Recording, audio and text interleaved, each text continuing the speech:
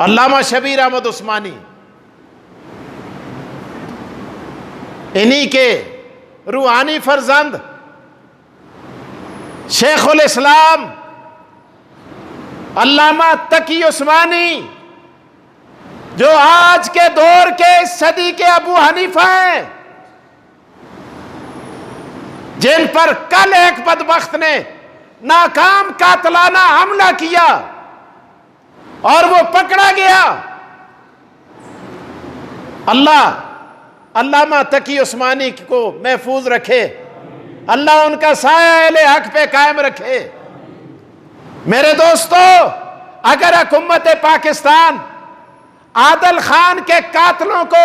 گرفتار کر کے قراروا کی سزا دے دیتی، مولانا سمیع الحق کے قاتل پکڑے جاتے، تو آج کسی کو جرأت نہ ہوتی کہ وہ تقی عثمانی پہ دوبارہ حملہ کرتا۔ اگر یہ حملہ کامیاب ہو جاتا، میرے دوستو، پورے ملک کے اندر آگ لگ جاتی، یہ حکومت کے لیے مسائل پیدا ہوتے۔ ادارے ہوش کے ناخن لیں، ایجنسیاں ہوش کے ناخن لیں کہ آپ ملک پاکستان کو کس آگ کے اندر جھونکنے کی کوشش کر رہے ہیں۔ بہرحال علامہ تقی عثمانی کو اللہ نے محفوظ رکھا، اور ہمارا مطالبہ ہے حکومت سے کہ اس شخص کو جو پکڑا گیا ہے، تفتیش کر کے اس کے پیچھے جو عوامل ہیں، جو لوگ ہیں،